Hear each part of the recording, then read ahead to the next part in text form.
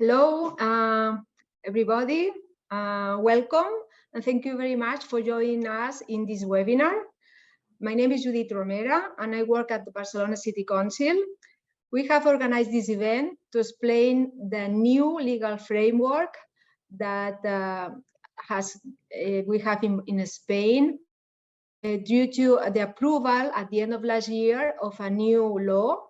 Is the so-called Startup Act that has created a new legal framework, very positive, because it has removed some barriers in immigration procedures.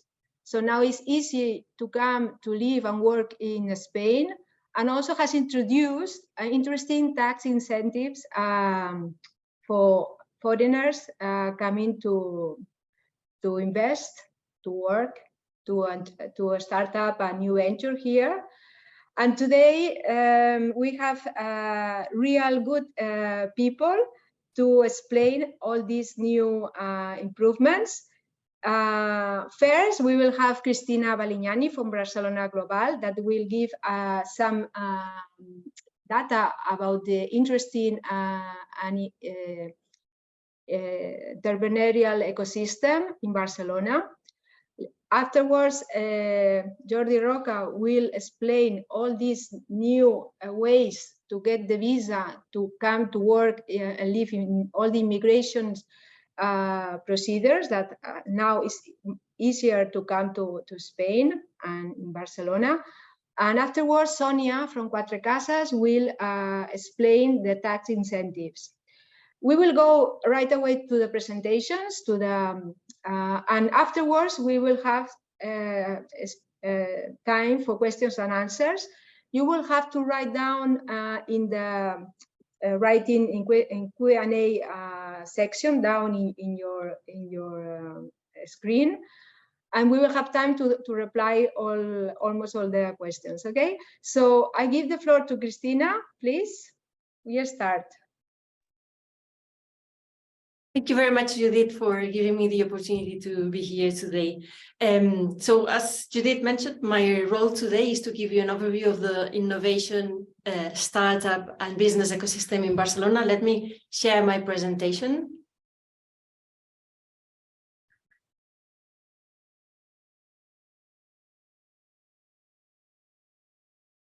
I hope you can see it now.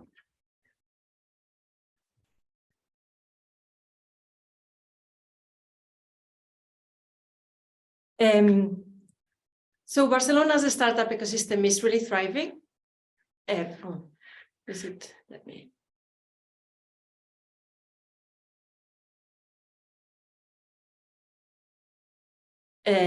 this is reflected on how high it consistently scores in the international benchmarks on entrepreneurship. The highest score is usually in the preferred location for founders, but it also scores very high in terms of funding. Actually, the number of international founders in Barcelona is very big. It is home to 7 unicorns, and I'm sure that you will know many of them. They are Adevinta, eDreams, Globo, Factorial, Letgo, Travelpack, and Wallbox. In terms of business beyond entrepreneurship, it is home to many international congresses and conventions, and examples of these are the Mobile World Congress or Integrated Systems Europe, but there are many more. It's actually the first in number of participants in the world in international congresses and conventions. It's a very heavily exporting region with exports that value 33% of its GDP.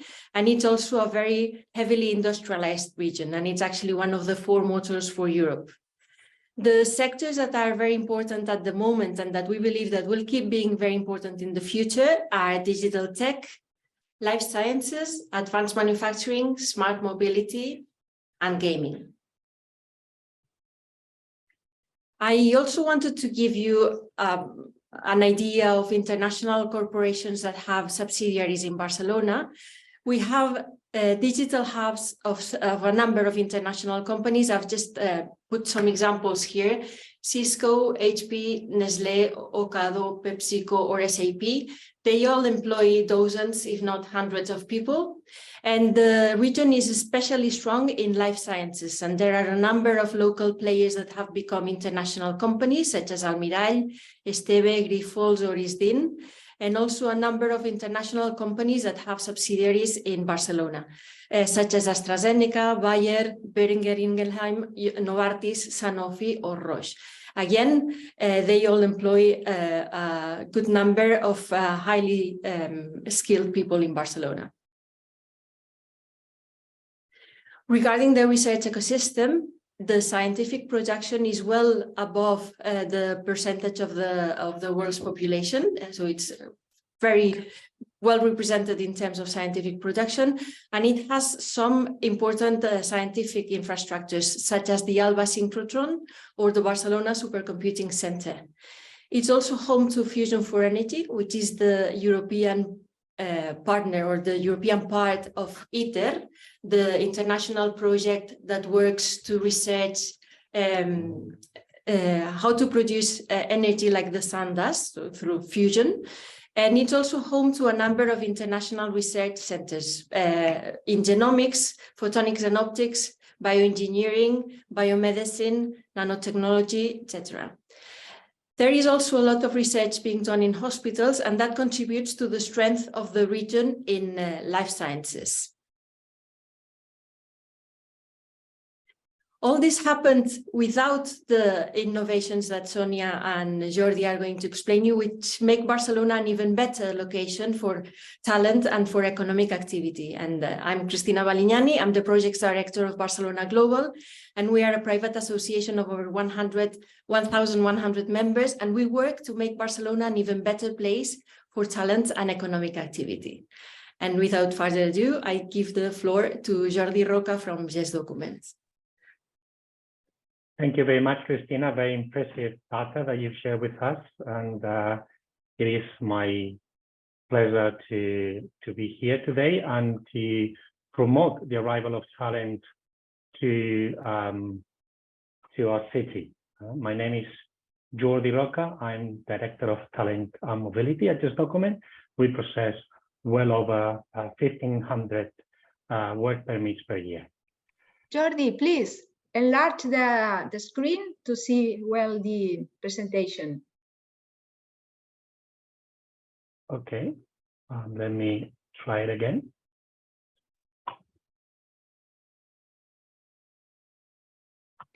Presentation mode. Yeah. 1 second.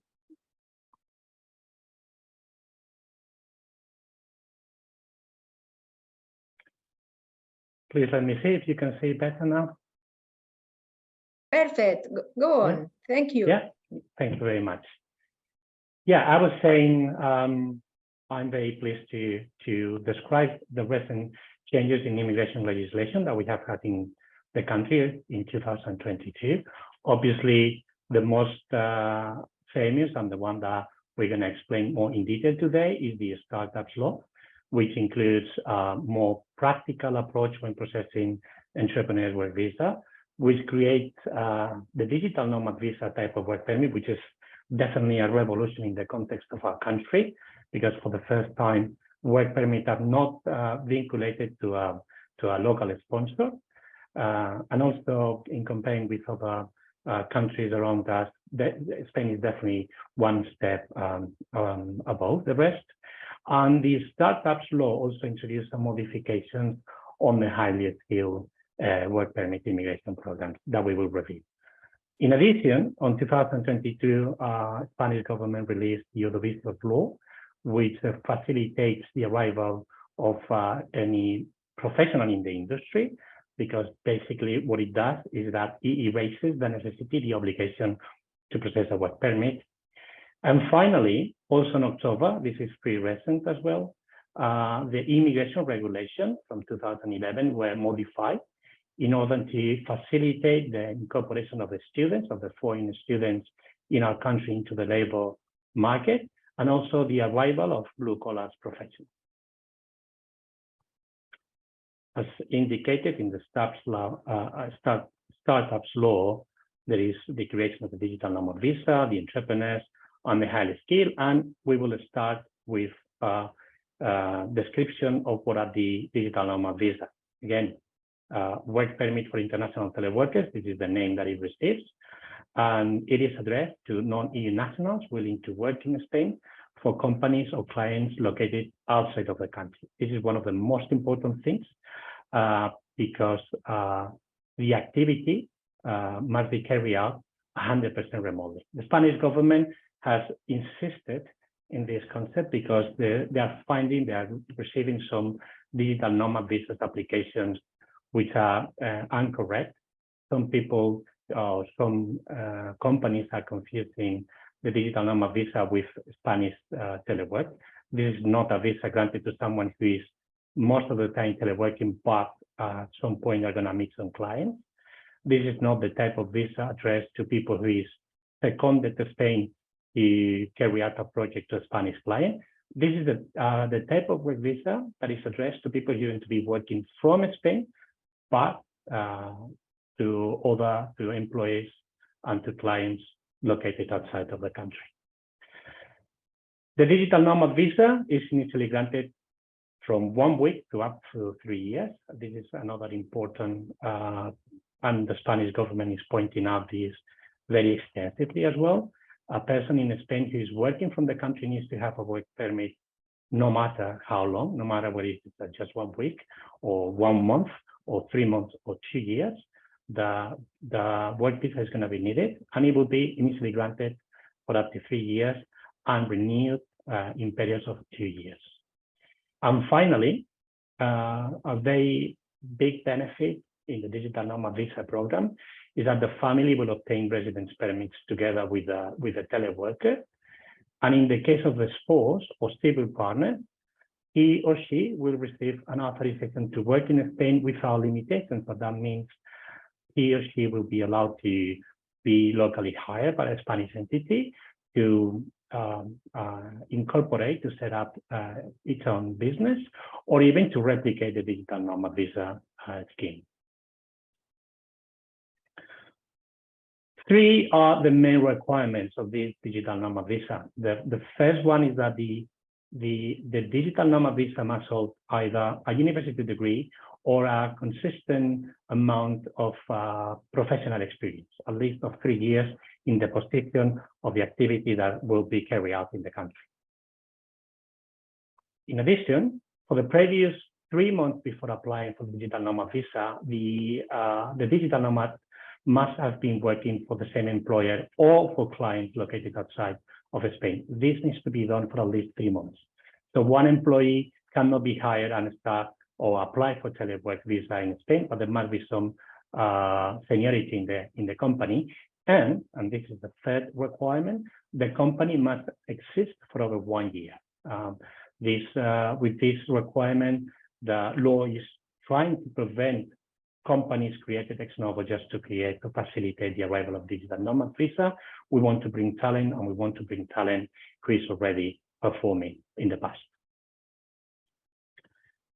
The digital nomad visa is addressed, as we were saying, to both employees or freelancers. This is a little bit complex. In some countries like the United States or Britain, you have the figure of the contractor, which is just one employee working, sorry, not an employee, but a self-employed or working for one company. We don't have that much in Spain. And so the employee applying for the digital nomad visa will be a professional working for one employer. And in the case of a freelance, it will be someone working for different clients. The employee, while working from Spain, will bring the relationship under the Spanish labor legislation, and the Spanish labor legislation is a little bit more protective towards the employee than in some other countries. And one of the requisites will be for the employer to be registered in Spain, at least on labor purposes. In the case of the freelancers, the requirement is at the most only 20% of their clients can be based in the country. And finally, the last difference between employee and freelancers is that in the case of the employee, as we were saying, the employee is still obliged to process Social Security contributions in Spain on behalf of the employee. The employee can be the legal representative of the company, but again, the employee will need to register. And so we have the freelance to register as a self-employed with the Spanish Social Security, something that we know in Spain as autónomo, and process with Social Security contributions. This is very important because when applying for the visa, it is stated that the applicants will need to provide with certifications that the company are going to comply with this requirement. And this will be the case except in those foreigners coming from a country that holds an international social security agreement with Spain, like someone coming from the European Union, someone coming from the UK, as long as those countries release what is called the A1 certificate, the coverage certificate, meaning that the employee will be covered in the Social Security in the home country during the period the employee is in Spain. That again is the case of Germany, Belgium, the Netherlands, most of the EU countries except for France, most of the 28 countries with which Spain has an international social security agreement, like the UK, but not the case of the US.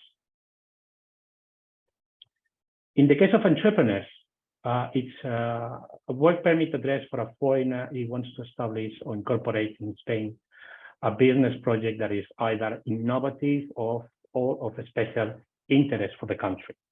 This is the definition of the entrepreneur's work permit. And the modification with the startups law is that this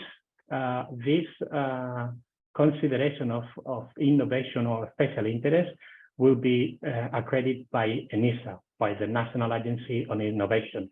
And so basically this measure is facilitating, is making more easy and more logical the whole process of application. So the ENISA has already published the criterion that they will use to identify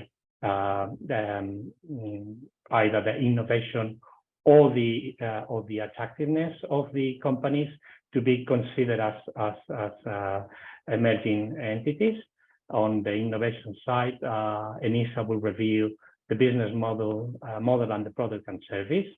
We'll see to what extent the company is using or creating their own technology, whether they have patents, etc., and what are the procedures.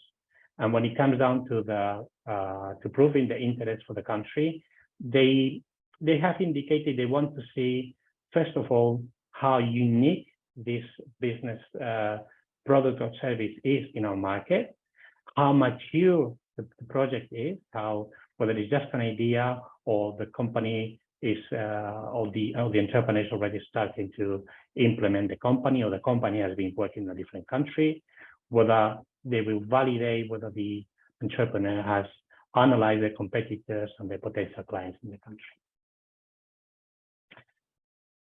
Something very important, I believe Sonia will talk later about this, is that qualifying as an entrepreneur work permit implies that the same documentation and the same analysis is going to be taken when considering the company as emerging. And if the company is accredited as an emerging company, this will lead to a number of tax and economic benefits. The requirements for the entrepreneur's work visa will be, as indicated, the ENISA certificate. The entrepreneur will need to prove that counts on a minimum amount of economic sources to sustain him or herself and the family in Spain, and it will be needed to provide with a private health insurance. Regarding the highly skilled work permit, the main modifications is that it simplifies the criteria to all the eligibility of the work permit, of the applicant for the work permit, for the highly qualified. Until now, it would depend on the size of the company, it would depend on a number of factors.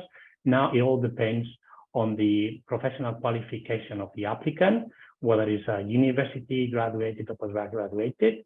It also includes vocational educations, or again, a specialist with at least 3 years of professional experience. One of the main modifications, again, is that employers will only be registered once with the immigration office, the first time they apply for a work permit for a highly skilled professional.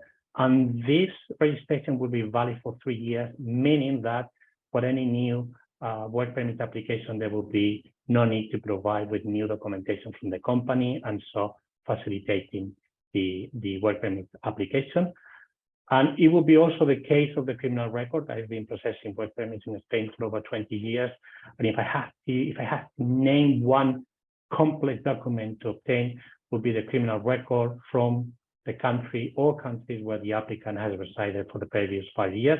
And now this is reduced to 2 years. And so again, facilitating the process, the work permit process.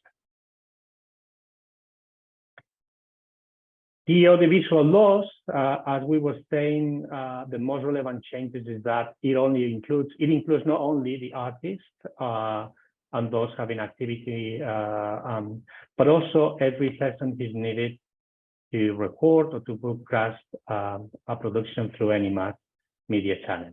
And everyone will be, any professional will be included in this law. And so any of those professionals will no longer need a work permit, just a document accrediting that they are part of an audiovisual project. Simple as that. With that, they will be able to register with Social Security in Spain. And the only thing that will be needed for those professionals is a residence permit if they're going to stay in Spain longer than 6 months. In the case of the first 3 months, they will need a visa to travel to Spain unless they are coming from a country part of the visa waiver program. In that case, they will process with the Social Security registration and they will need to present an IE, but they'll be able to work right from the beginning. If they're going to stay from 3 to 6 months, the law indicates that a consular visa will be needed. And again, the Social Security registration, because this consular visa will incorporate the NIE. And for those coming for a project longer than 6 months, they'll be able to apply for the residence permit from Spain and in parallel start their work at the Social Security. And finally, the modifications on the immigration regulation of Spain impacts very positively to the students in 2 different ways.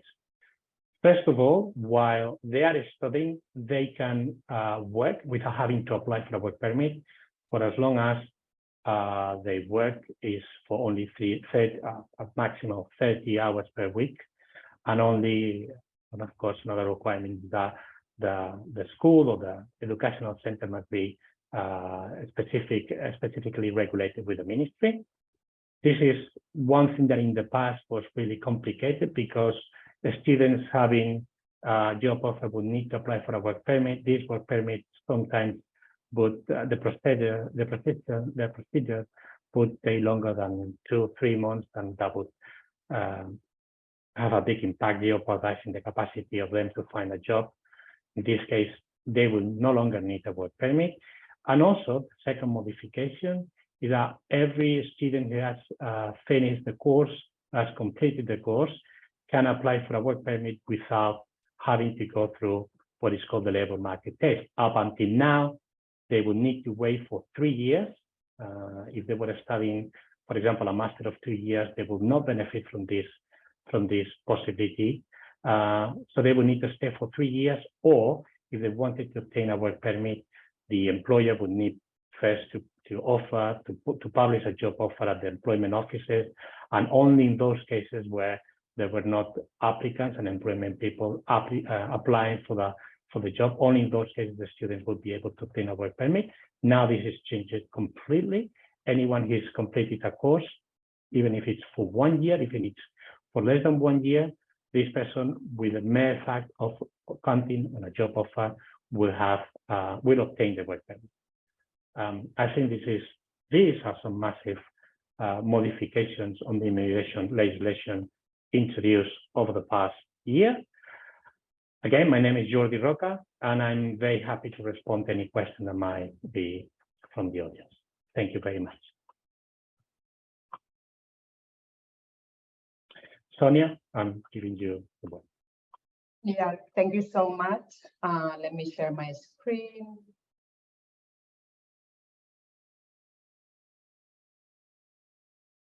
Then let me put it in presentation mode.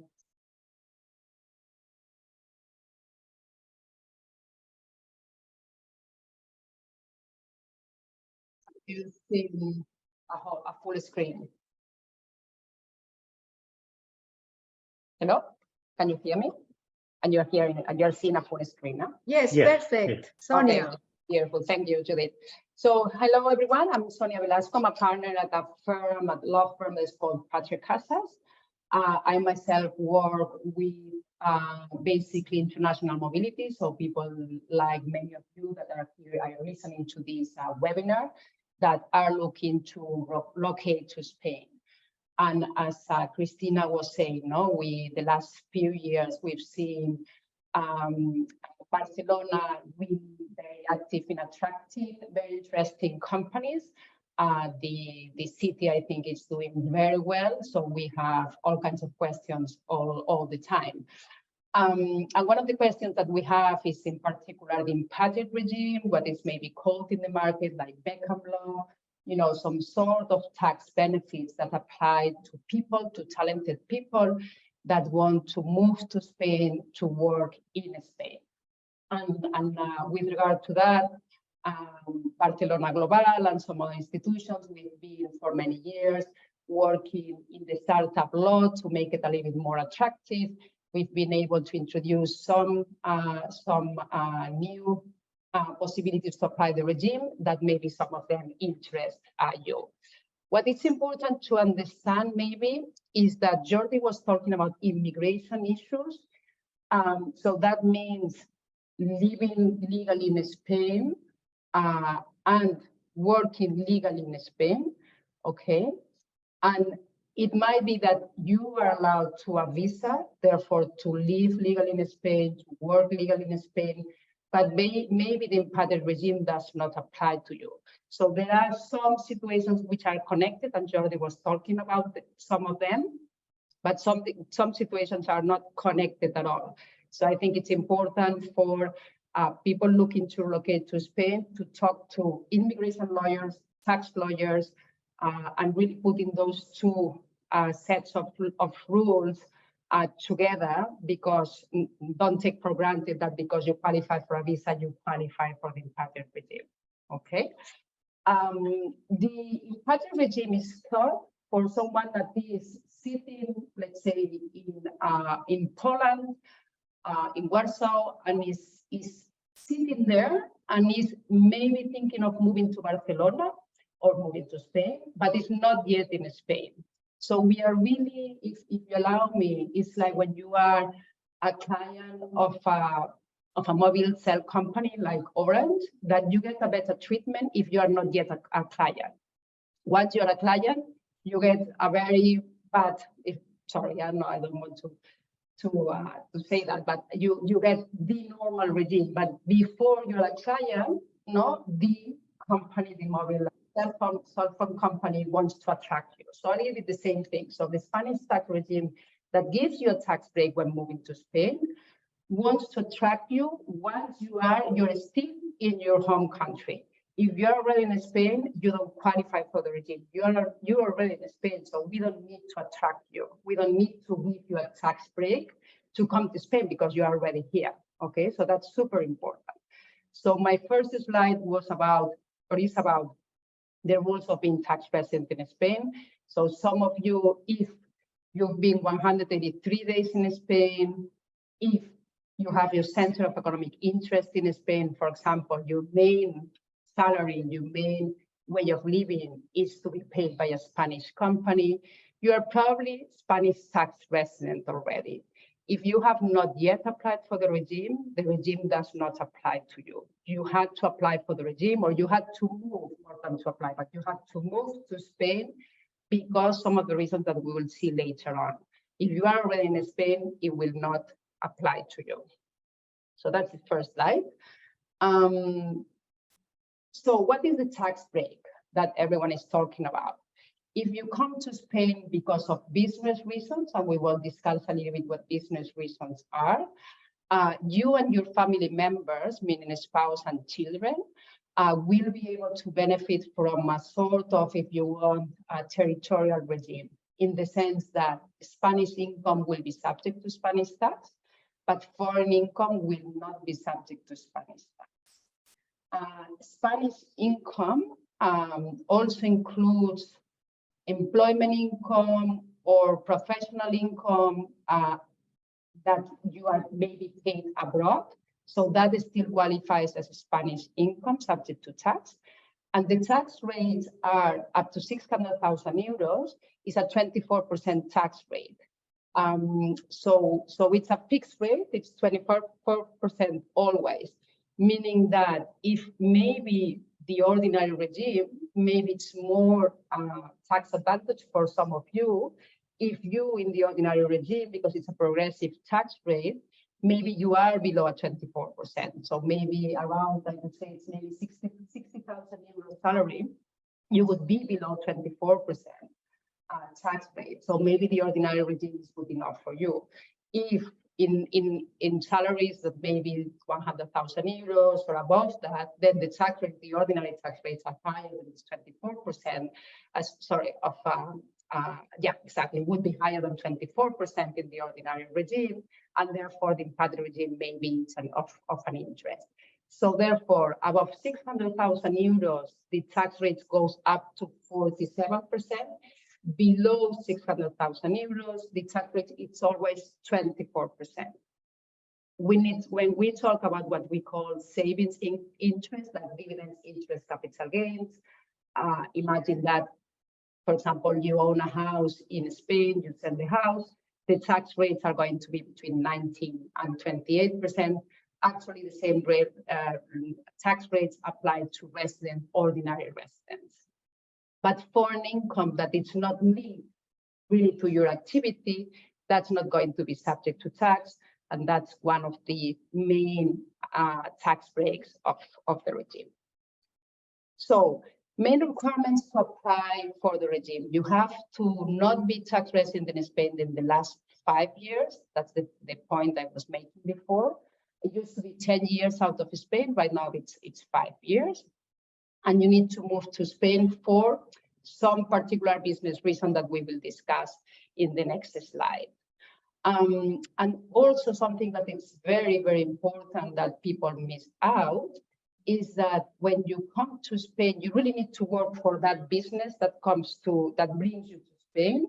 And if you actually are paid other sort of professional income somewhere else, that probably will exclude you from the regime. So the regime works very badly, and we will see it a little bit later on, for people that are self-employed. Because self-employed people, basically their income is what we call service income. And service income, if you actually perform that activity from Spain, sitting in Spain, you create what we call a permanent establishment. And the legislation actually excludes from the regime those that create a permanent establishment in Spain. So I think that the idea is for people that are self-employed, that really check with their advisor if they can qualify for the regime, because it's a very narrow window that they really can apply in the regime. So who can apply for the regime? Employees, that's we used to have that the regime has been in place for maybe almost 20 years. And it has always been the case that employees moving to Spain, they can apply for the regime. Employees meaning working for a Spanish company or being displaced, assigned by the foreign company to work in Spain for a Spanish company, Spanish permanent establishment, a client. All those workers move, or that the company, the employer in the foreign company moves to Spain to do an activity. Those were already covered by the regime, and now they are still covered. And now, as Jordi was saying, also applies to remote workers. Remote workers means that they don't come to Spain to work, as Jordi was saying, for someone else. Actually, there is a limitation for that. But basically comes to Spain to work remotely with with 100% technological instruments, meaning that, as Jordi was saying, they don't want the digital nomad to actually do business in Spain, just work from home or from a workplace for a foreign employer. Then if you are a director of a Spanish company in which you used to have max at 25%, you can also apply for the regime of a Spanish company. The company, if it is an active company, meaning carrying out business activities, you can have whatever shareholding in that company. If the company does not qualify for an active company, but is considered to be a passive company, for example, a company that would only have real estate, then you could only have a 25% shareholding. Then Jordi was referring to that entrepreneurs, they can apply for this visa, they can apply for the regime. And it's the same set of rules that Jordi was talking about. An entrepreneur at the end is someone that comes to Spain not to set up a business, but instead of incorporating a company, what is basically he individually carrying out the activity, he or she. And then highly qualified professionals, the professionals, the self-employed providing services, for example, advisory work, they will only qualify for the regime if 40% of the remuneration that they obtain is basically because working with startup companies in Spain. And startup companies in Spain, it's a very, very small definition. Are companies in a very, very early stage, technological, innovative companies. So maybe for some professionals, these companies, they don't have enough money to actually pay for their minimum 40% of the remuneration coming from these services provided to startup companies. And that's why I say that not all professionals can apply the rule at the empathic regime, only those really working for startup companies. And the startup companies are a very narrow, it's a very narrow definition of a startup company. So therefore, check out for that option. Few other features of the regime is that we in Spain, we have wealth tax in general terms. The regime basically says that there will be only wealth tax on Spanish assets and not foreign assets, not foreign income either, as I was mentioning before, and no reporting obligation on those foreign assets. The regime is applicable for 6 years, this year that you arrive and you are a tax resident plus 5 years more. And then we were saying already, no taxation on foreign income, and we have rules on exit tax that they don't apply when you are under the empathic regime. Okay, moving forward, the tax rates we were already discussing. Up to 600,000 euros is 24%. Above 600 euros is going to be 600,000 euros is going to be 47%. If there is taxation in another jurisdiction, we would be able to apply tax credits, but they are a little bit limited.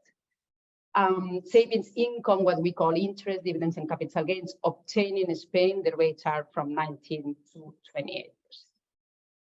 Okay. So moving forward, if you happen not to be able to apply the empathic regime, but you are in the ordinary tax regime, the startup legislation has two interesting features for employees. One is on stock options. Basically, they have increased the exemption on what it is in stock options, or basically giving for free or for a lower price than market value shares of a company. It used to be the exemption of 1,200 euros, and now it's 50,000 euros of exemption. And also there is a tax deferral that basically says if the income that you make from the stock option or from receiving shares for free or for a lower value, if the income you make is above 50,000 euros, you can defer taxation until there is an exit, meaning you have money to pay the tax, until there is an IPO, meaning you have money to pay the tax, or 10 years. So basically they have put a limit to the tax deferral. Then the stock options, in order to qualify for the regime, they have to be granted by a startup company. That again, it's a very narrow definition of what a startup company is. And basically it's going to be for the first 5 years of the company or for the 7 years of the company. We include also, the legislation includes a valuation rule. It's always difficult to value these shares that workers are given as a stock option or shares. And then the legislation tries to give a framework in how to value these entities. And it says, well, you should take the valuation of the company in the last capital increase, which is not older than 1 year, and otherwise it's market value, whatever that means, which is very difficult in this sort of companies. With carried interest, which is basically income made by fund managers in their investment in companies like startups, there is also a very interesting tax benefit, which reduces the taxable base in a 50%. Going to maybe 5 minutes more, startup companies, the two main tax benefits that the new startup law provides is that for 4 years, the 4 first years that the company make a tax profit, they will be able to apply the corporate tax rate will be lower than the normal tax rate, which is 25%. It's lower to 15%. And also, there is a 2 years deferral of paying that 15% corporate tax. And it can be deferred without giving guarantees, without interest. And basically, you can defer it for 12 months, and the second year, you can defer it for 6 months. And here you see a little bit of the definition of a startup company, that ENISA, this body that Jordi was talking about, is the one that is going to certify if a company actually qualifies for a startup as a startup company. And maybe one thing to say is that 60% of the payroll of the company has to be in Spain. Okay, and then last, for people investing, you have your friends, family, schools, they call it investing in the startup companies. We have increased a little bit the tax credits applicable to those investors. And now we have a 50% tax credit on the amount invested in the startup, with a limitation that is basically the base for the tax credit is 100,000 euros. So your first 100,000 euros, you will be able to 50% use it as a tax credit against the taxes that you were going to pay. This applies to the ordinary tax regime, but not for the impact rates, okay, which is important. And the legislation has some limitations on what kind of entities are able to provide this benefit to investors, are not exactly the ones for a startup company. So you need to check if the company where you are going actually to invest really qualifies for this tax credit or not, because it's a little bit different from what it is the definition for a startup company. And with that, maybe you want to we have some questions from the audience. Okay, thank you so much. Now, before going for the questions and answers, I will explain briefly about a service of Barcelona, an official service, that if you want to come to live and work in Barcelona, you are moving to Barcelona, maybe because you are an entrepreneur, you want to come work as a digital nomad. We have the Barcelona International Welcome Desk. This is a support service to help you practical information about living in Barcelona. They offer expert advice, expert advice on immigration, and also carrying out some important formalities on arrival.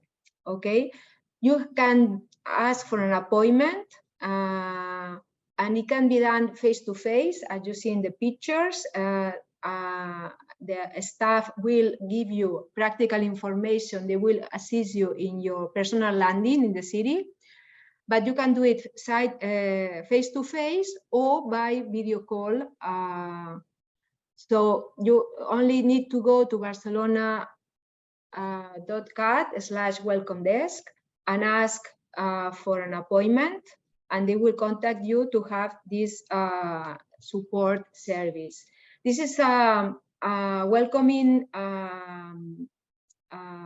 support service, personalized to each one, because someone comes with a couple, someone comes with a pet or with children.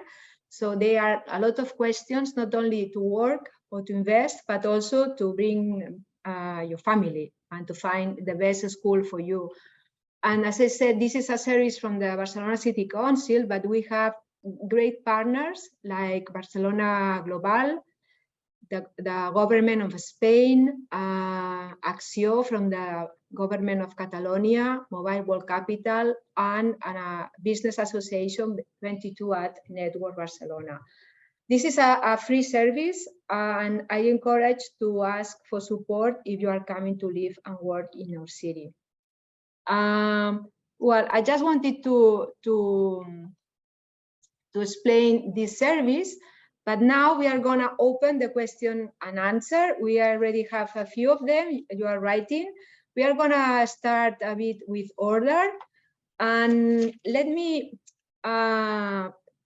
pose the first question is for Sonia. Someone has asked how they can get clear and updated tax information for a case of an autonomo, a freelancer, that is also an employee at the same time. They said sometimes you are still working and you start working as an autonomo. So how to do it, how to register for taxes in this case, that you have both activities? Yeah, I think it's maybe not so much a tax question, but I think it's more complex from a social security point of view. So Jordi maybe have more insights. At the end, both are taxable income subject to tax that have to be declared in your tax returns. But I think it's not that you really need to register anywhere from a tax point of view. It's an issue with social security. And Jordi, maybe you have. Yeah, well, there might be also be an immigration component in the question, and in that case, just to confirm that applying and holding an entrepreneur's work permit allows holders to work as a self-employed in the business project and in parallel to work as an employee of another company. Because it is true, the case that this question brings is that freelancers, when they start, sometimes they combine both situations. From a social security point of view, there is no problem. It's called again a combination of working as an employee and as self-employed at the same time. I don't see much complexity, and the person can address to us on a separate email, and we will try to clarify more in detail. Okay, then another question about digital nomad. How is the process for Social Security if the company I work has an agreement with the Social Security in Spain, for instance, US, United States? What are the steps to do this right?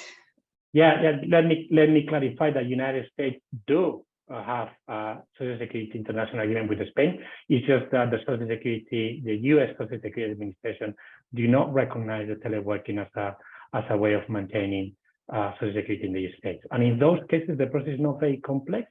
The foreign company, the legal representative of the foreign company, will need to obtain a tax identification number and register the company in Spain through the official form 036. This way, they will obtain a tax identification number for the U.S. entity as a non-resident, non-permanent establishment entity in Spain.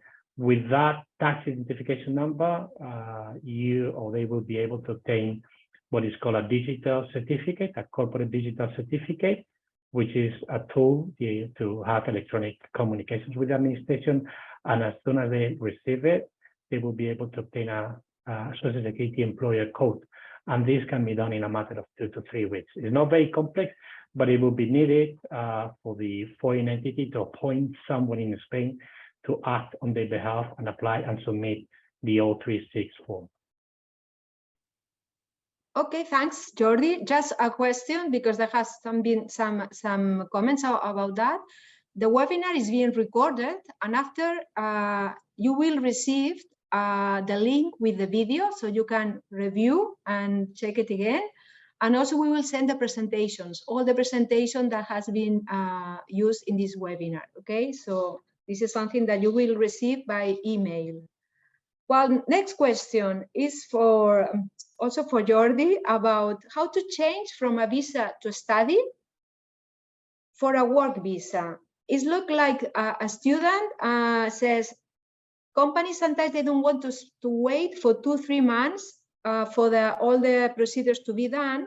So because they want to recruit right away with no delays. How it can be changed from student visa to work permit? Thank you, Judith. I believe, looking into the question, I believe the person asking for the question kind of know exactly what the answer is.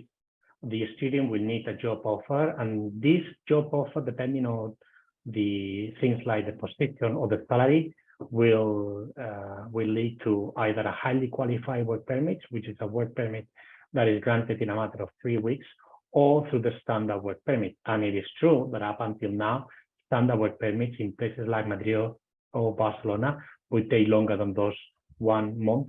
I believe, and we've been informed that the timing will improve, because as I said, the students, while they are studying, they will not need a work permit if they're going to work for up to 30 hours. And this will take a lot of work from the immigration office that can dedicate to process standard work permits. And I believe this timing on resolving will be reduced. But yes, the answer is they will need a job offer and apply for the work permit. Okay.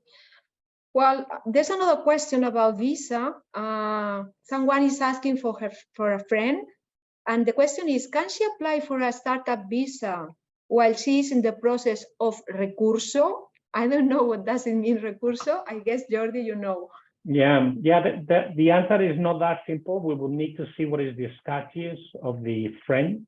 The fact that having submitted a recurso over a rejection on a previous work permit application does not necessarily dismiss the possibility of applying for the startup visa, but how long has gone from the moment the rejection was formalized, was communicated. It might be the case that the person needs to leave the country and apply for a visa at the Spanish consulate, or leave the country and re-enter the country later on and apply for the start visa. Just because there is a recurso, an appeal over a rejection, does not disqualify the person to be eligible for the startup visa. Great. Now there's a question from Alisa. She says that she just received her work permit for 5 years after 2 years waiting because her husband is Italian, and she has an idea for an educational platform for kids. So it has a business project. And the question is, which are my first steps to start? Thank you. I will give the floor to Jordi, but I will say to Alisa that if you are here in Barcelona, Barcelona.cat, the local development agency, will help you. You have a business idea to think about your business plan, to make your project viable, and to support in incorporate your company. So this is a free support for entrepreneurs that you can benefit, Barcelona.cat. But I don't know if Jordi can add something else.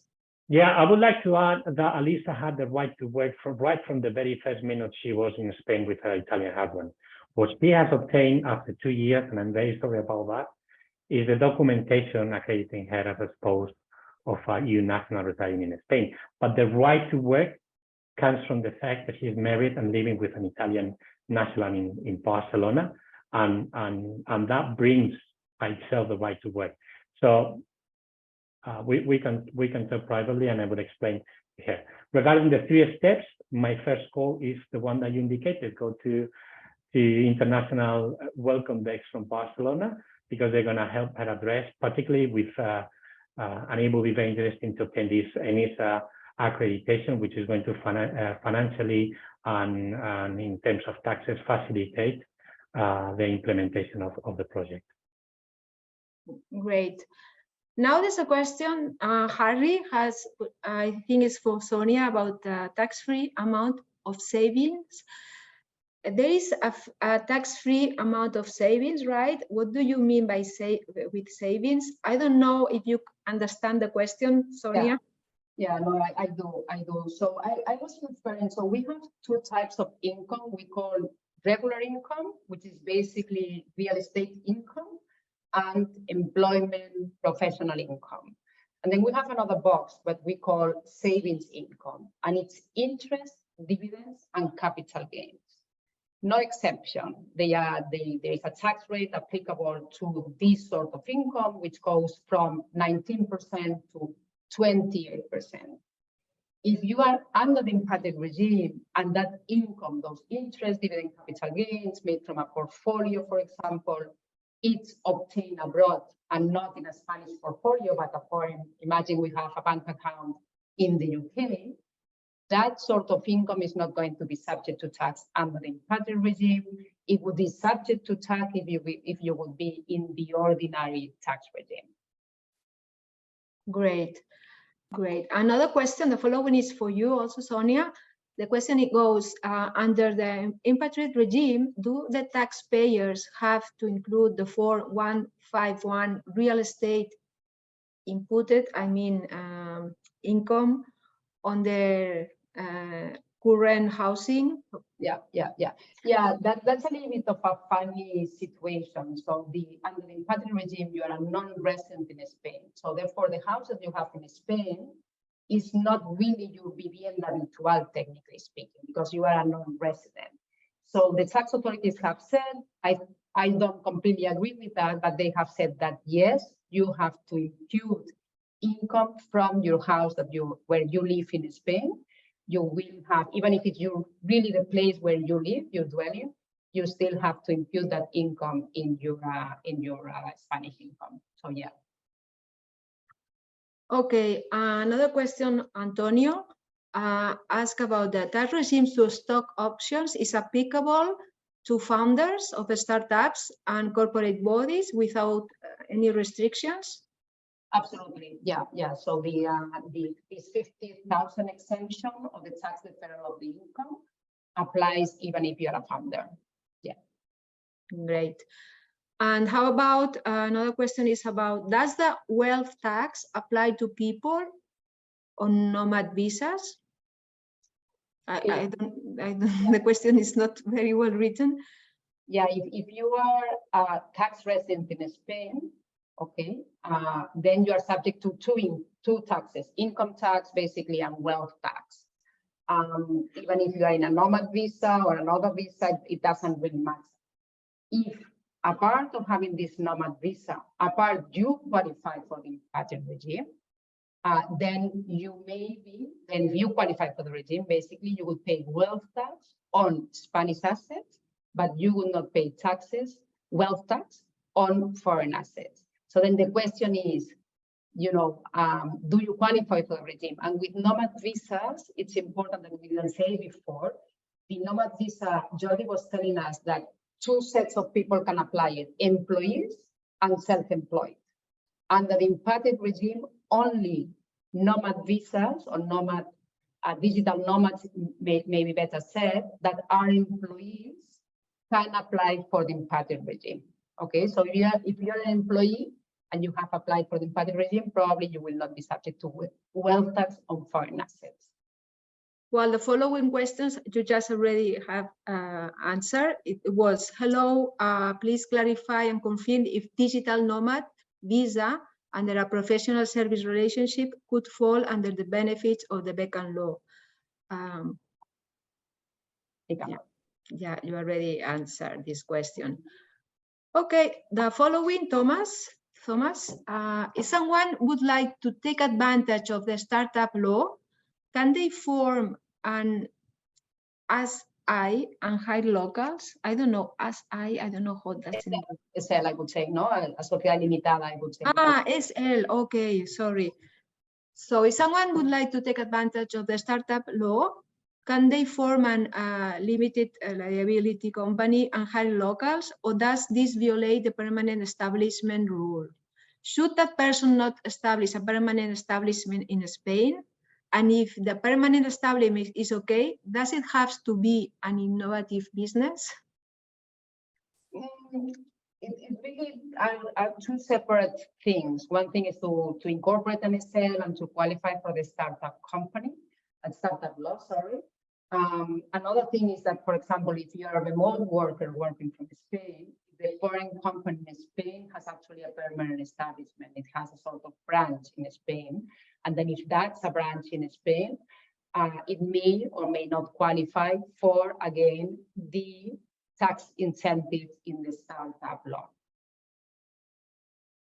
But Thomas, I think it's a little bit of a complex question. If you want, please email me and we can talk about it.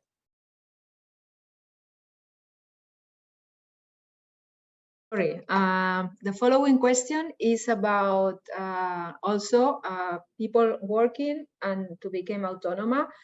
And the question goes, what happens if we have a full-time job and at the same time we want to be autonomous? If it's possible, and what will happen to the taxes? Yeah, so we were saying a little bit that from if you're an ordinary tax resident, then it's okay. You can have a full-time employment, and you can have also, you can be an autonomous too, and there will be maybe social security issues to take care of. If you are under the impatriate regime, I would not recommend you to actually become an autonomous as well as keeping your full-time job, because that will exclude you from the impatriate regime. The impatriate regime does not allow you to do what we call autonomous, self-employed, professional services, unless you only do those services for startup companies. Okay, the following is for Jordi, and is regarding to get the visa to study in Spain. And the question is there any educational program requirement to obtain a student visa in Spain? Does the school or university have to offer a full degree, or just a class certificate is enough?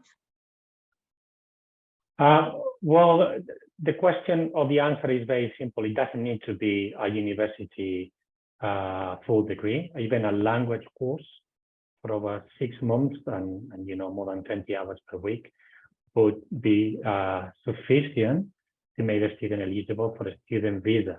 So someone is coming to Spain to learn Spanish, registering with a school, more than 6 months, more than 20 hours per week program, that will be sufficient. And the document needed for the visa, it's we call it in Spanish matricula, and it's just the registration with the school. What is very important though is that this school is registered with the Ministry of Education, and it's very, very simple. We can indicate what is the website where this information can be found, but basically that's the most important thing, that the school has been registered and the ministry has confirmed the studies that they offer are compatible with the Spanish education system. Okay. Thanks. The following question, I think it has been commented, but maybe to clarify, Simon is asking regarding the startup law.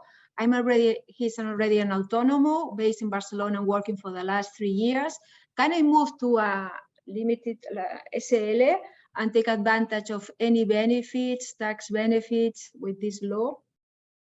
You would not be able to apply the impatriate regime, that's for sure.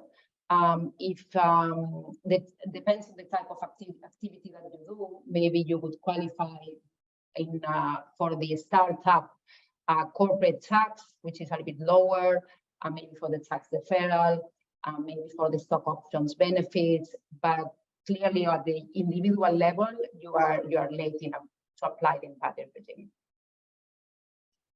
Okay. Then just, it's a long question. I was reading, I want to register my 16 Indian company, which is a 23-year-old tour company. And now I am on a student visa And the question is, what is better, doing autonomo or registering the company any other way? How do I take an appointment with Barcelona Activa to discuss my business idea, as I'm open to partner with a local company? I have developed a platform for offline travel agencies to help them compete with online booking portals, and I would like to develop it further here in Spain if any local businesses are interested. Okay, if you have a company ready in India and you want to open a subsidiary here, this is something different, and this is a easy project, and also Barcelona Activa can help you. There's a business landing support service. If you want to create develop a new business here in the city, and you have to develop your business idea, I also advise you to go to Barcelona Activa to entrepreneurship, and they will guide you to create your business plan, and maybe they will also help you if the project is solid to contact with maybe local investors or local partners. But first you have to develop your business idea. You should go to Barcelona Activa. If you write Barcelona Activa, you will get entrepreneurship support service, and you can ask for the welcome session, so you can start working on that. The service is also in English, so you can benefit from this support, whether to land your company or to create a new project here. Okay. Well, after that, Shane, it's another question. Hello, if someone has here on a student visa, could they still qualify for the Beckham regime and visa program? Thank you. On my side, if you're on a student visa, you could still qualify for the Beckham regime, but while you were studying in Spain, you would still need to qualify as a non-resident. So when you are here studying, if you spend too much time in Spain, as I was saying, more than 183 days, then maybe you become a Spanish tax resident. Maybe you are tax resident in a tax treaty country, that maybe because of the tax treaty, you could actually take the position that you were a non-resident. So basically, being a student is not a problem. The problem is, at least from my tax side, Jordi, you will discuss it later. But from a tax point of view, the problem is not being a student here. Is if you were tax resident in Spain, then you will not be able to apply for the Beckham law, because the Beckham law basically needs you to be non-resident in order to come to Spain and apply the regime, to come to Spain and become a Spanish tax resident. So if, again, if you want to contact me and to see how much time you spent in Spain, to see if you were resident or not resident in Spain, I will be happy to have a call with you. Jordi, you want to add something to this question? No? Well, the following is like Teresa. I have a part-time job, so my seguro, so the social security contribution is not full. And the question is, can I pay more seguro, social security contribution, so I can make it full? Do you call it autonomo also? I don't know if Jordi.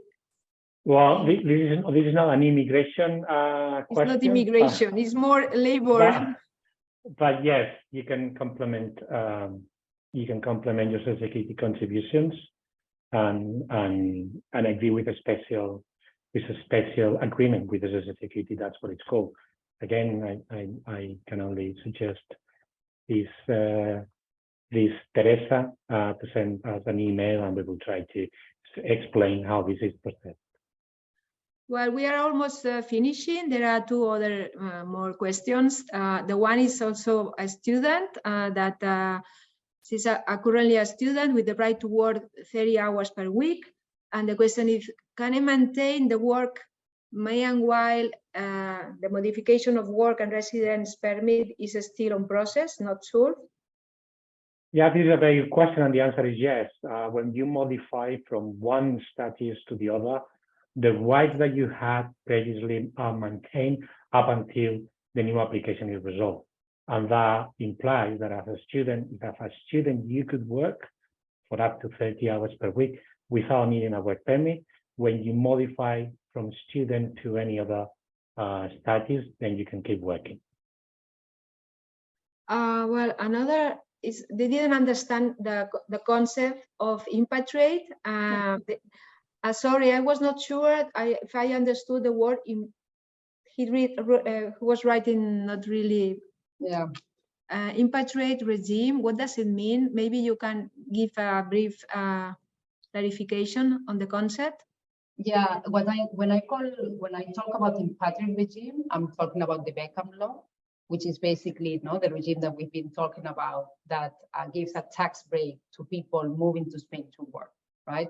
So it's when you get this 24% tax rate instead of higher tax rates, and then also you don't pay taxes on your foreign incomes. So that's the impatriate regime that is also called Beckham law. And then what I was trying to say is that if you are here under the impatriate regime, under the Beckham law, which I don't know, but if you are here with this regime, enjoying this regime, and you tell me that you are an employee working for a third party, then you qualify for the regime and it's very clear. But if you at the same time you start providing services as an autónoma, the regime doesn't allow you to do that. So when doing that, you are going to lose the benefits of the tax impatriate regime or Beckham law.